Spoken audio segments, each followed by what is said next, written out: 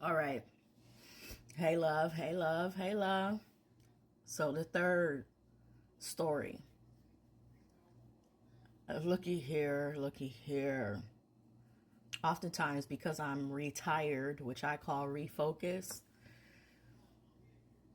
people would ask me, when are you getting back into the classroom? Because I'm always going to be teacher love. Always. I am never going to let my credential expire. It costs too much. Every single time I get to the point of thinking, I can go and sub, because sometimes I do miss being in the public classroom. Then a story comes out. My God. This story out of Texas triggered me. This was an assistant principal. I'm thinking it's high school. I'm hoping it's high school. I didn't look it up to see. But it triggered me because 10 years ago, it's been 10 years now since it was a chair that cost me my career. A behavioral child who'd been a behavioral problem from the moment he stepped into my classroom. And no one would do anything about it. The principal at the time, she was like, it's your fault because of the way that you're teaching. This child picked up scissors, got ready to stab another child in the eye, pencil, anything he could think of as a weapon at 5 years old. Almost said something. They would never offer me assistance. Never. And I'm like, how can I possibly teach when I have to be watching out for this child to make sure that he doesn't harm another child just because he gets upset? Mother didn't work. Father nowhere around. Floor time. He would kick a student in the back. Just so much. This assistant principal with this student who had overturned furniture by the time she got there and saw that. Lord. I'm so triggered I can't really talk about it the way I really want to talk about it.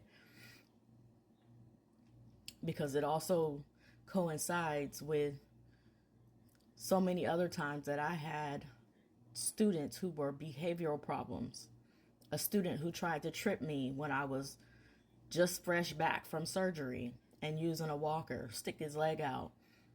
Another student who, because the door wasn't working properly, it didn't have the delay that it was supposed to have, she slammed it and almost cut off 4 of my fingers on my right hand.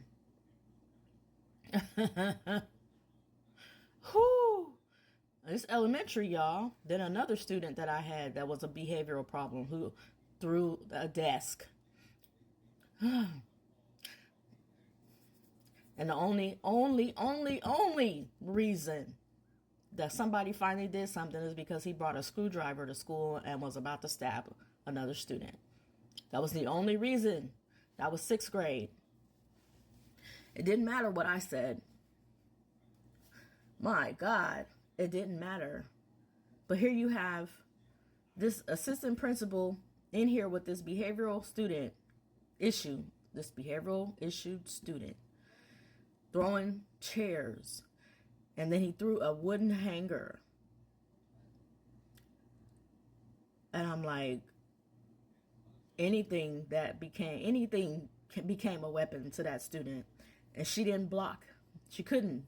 She didn't have time to block that. And it ended up hitting her in the right eye. And she has lost her right eye. And seeing that and listening to her story, I was like, wow. Not only should she sue the district. See, I wish I'd have known then what I know now. She should sue the district and the parents. And have lifetime medical. Because it's the parents' responsibility, the fact that they're not raising a respectable child to go into the classroom with respect. Private schools, they don't accept everybody.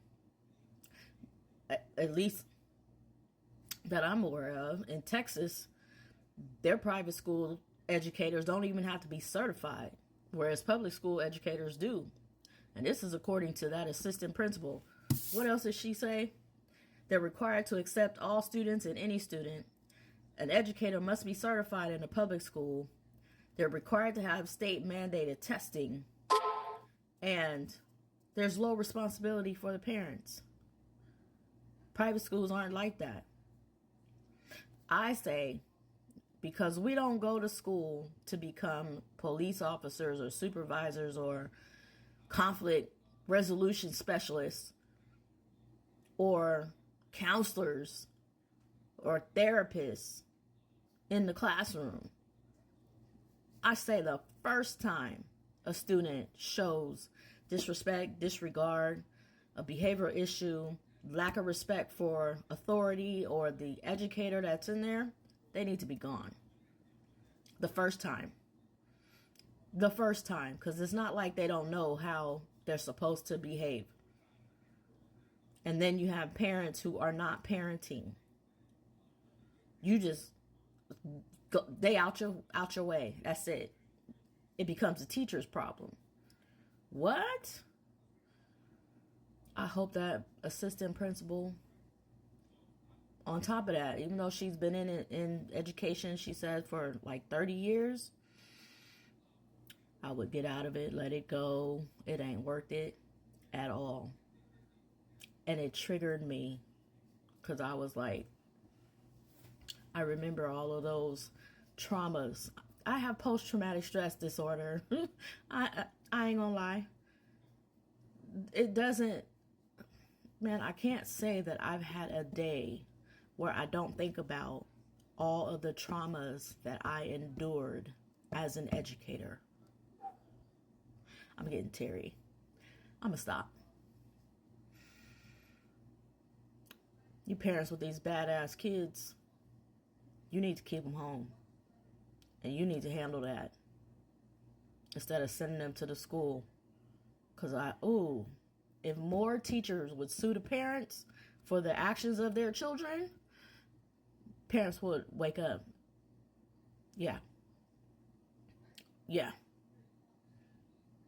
Okay, I'm gonna go because I'm teary-eyed and a tear is about to fall, and that is not what I wanted to happen on this. It still bothers me. That's not what I went to school for. And here, what would I be, 18th or 19th year? But instead, I'm 10 years still suffering from that last incident, physically and mentally, because different stuff triggers me. Y'all looky here. Seek somebody out to make it a lovely day for them, as well as making it a lovely day for you too. And if you're a parent of one of these wayward children, keep them home. Stop sending the problem to school, because that's not what educators are there for. Be love.